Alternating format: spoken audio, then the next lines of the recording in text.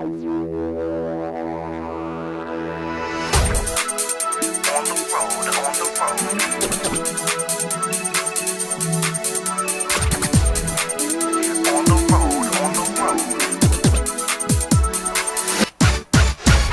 there, I'm Josh. And I'm Aaron. And today we'll be reviewing Marvel's Punisher Warzone. This is a half-sequel reboot to 2004's The Punisher, starring Tom Jane. And this one actually features my favourite Punisher of all three, Ray Stevenson, the Irish actor best known for Rome and Outpost. Yeah, he's good in it. I personally prefer Thomas Jane and Dolph Lundgren, but I adore both of them as actors, and nothing against Ray Stevenson. I don't think he's got the charisma that the other two. Well, he's got the charisma of Dolph, because he doesn't really have much charisma, but yeah, he does the job really well. That's true to say. In this film, it really does not promote vigilantism. In the film, Frank Castle, played by Ray Stevenson, he's not very charismatic. He's quite depressed. It's really, he does not lead a good life. He's not a happy man. He's not a happy man. But needless to say, with what little script and dialogue he has, I thought Ray Stevenson did a good job, but it's possibly because I love Ray Stevenson as much as Aaron loves Thomas Jane. It's worth noting that whereas the Thomas Jane Punisher was based on the Marvel Knights Welcome Back Frank, this is actually based on the semi-sequel series to that, Punisher Max. Also by Garth Ennis. Yeah, he did 2 series at the moment, at least, of the Punisher. Max being the more violent of the two, the more extreme, which sort of sums up the film really. More violent, more extreme. Yeah, the one thing which you can never really comment about this film is that it never takes itself too seriously.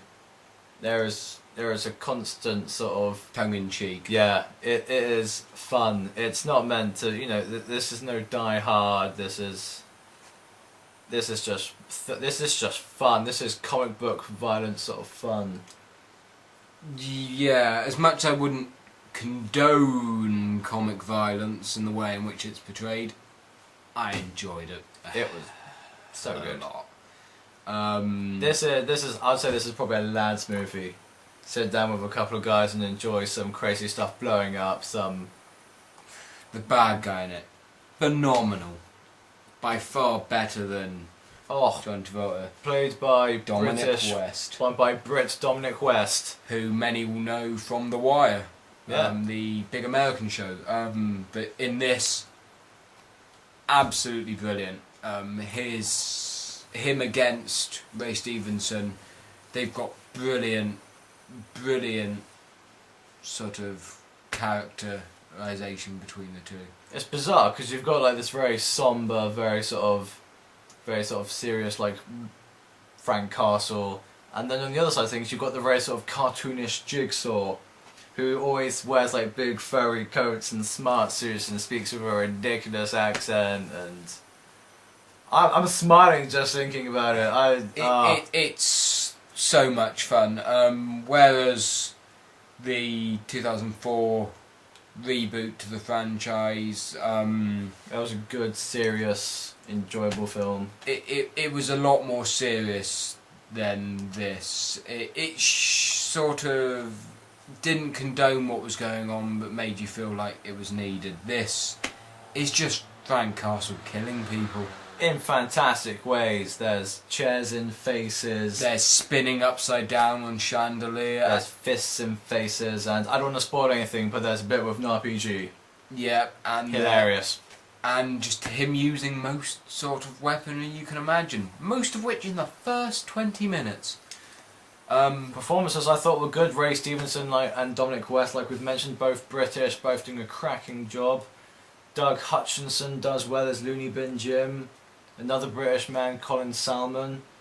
He plays Budiansky. Which many would know from some Bond films. Yep, indeed. He was it Robinson? Yep. Yeah, that's the character's name. Got Julie Benz from Saw 5 in there. You've got the gentleman from Jurassic Park.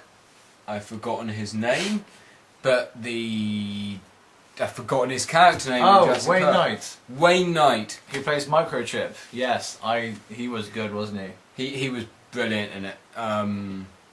Lots of respect for Wayne Knight and everything he does. As we've mentioned in almost all of our previous reviews, we personally have a thing against taglines on the covers of DVDs. They're not needed, and why would you put them in? This one isn't as bad as the 2004 Punisher, but it's still pretty bad. This one is Vengeance Has a Name. Okay, it semi-sums it up. It's not that bad as taglines go, but it's not needed. It just takes up space. It would on work the cover. better if the film was just called The Punisher rather than Punisher Warzone. Because then you could say Vengeance Have a Name, The Punisher, whereas Punisher Warzone, it just doesn't really work for me. Yeah, but again, as we said in the Punisher review and our numerous other reviews, when we start picking on the cover, it's generally a good thing because there's very little in the actual film itself that we're picking on. Yeah, one thing which certainly for me was a big thing was the cinematography.